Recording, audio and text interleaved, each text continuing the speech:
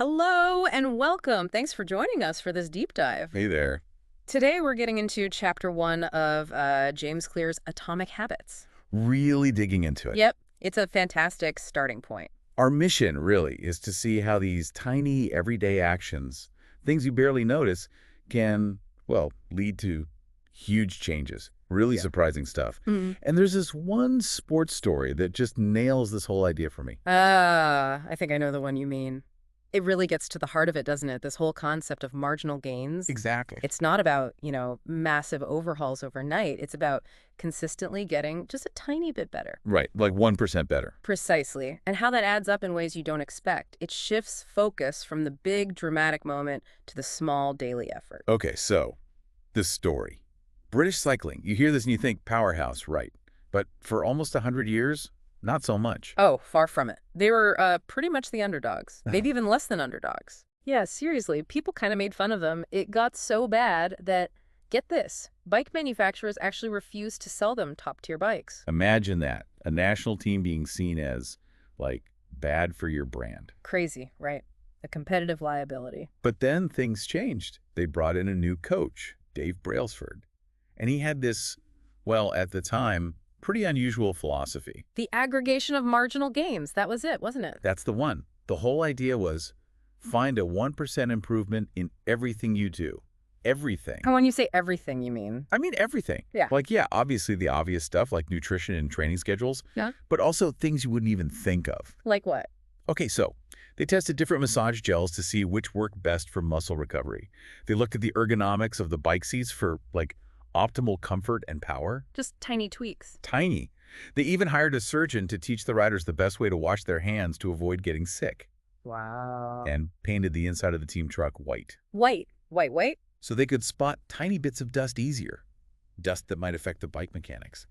It sounds almost obsessive. It really does, almost. Microscopic improvements. But the result. Well, that's the kicker, isn't it? Within, what, 5 years? These 5 or 6 years, yeah.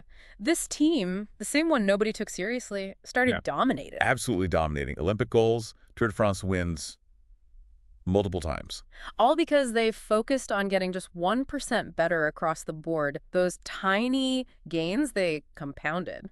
And that leads us right back to the core message of Atomic Habits. Yeah. It's like compound interest for self-improvement. Explain that a bit more, the compound interest idea. Okay, so Clear points out, if you improve by just 1% each day, by the end of the year, you're not 365% better, you're actually 37 times better. It compounds. 37 times, that's huge. It is.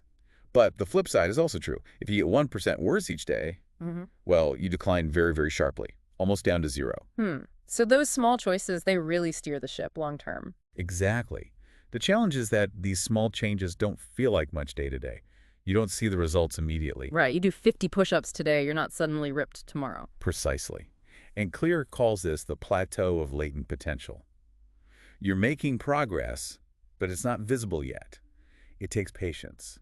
Which is tough. We all want quick results.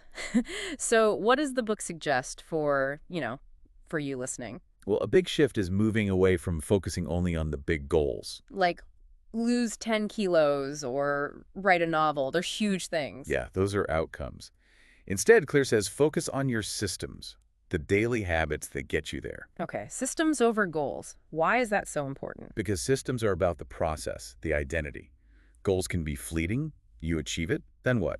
Or you miss it and feel defeated. Systems are continuous. So instead of I want to be fit, it's more like... It's like I am the type of person who doesn't miss workouts. Even if today's workout is just 5 minutes or 5 push-ups, you reinforce the identity. Or I'm a reader, even if you just read 1 page tonight. Exactly. You build a habit, the identity, through small, consistent actions. It makes it sustainable. Less intimidating, too. And I love this metaphor he uses. Every time you perform that small habit, it's like casting a vote for the person you want to become. It reframes everything. Each tiny action is building evidence for your desired identity. So wrapping up this first chapter deep dive, the main takeaway really seems to be, don't underestimate the small stuff. Not at all. Those tiny atomic habits, they aren't small in impact. They are fundamentally everything. They shape who you become. Absolutely. So maybe the question to leave you with is, what's one small thing, 1% improvement you could vote for today? Yeah, what's one tiny habit you could start? Think about it. What could that consistent small action, compounded over time, mean for the person you'll be a year from now?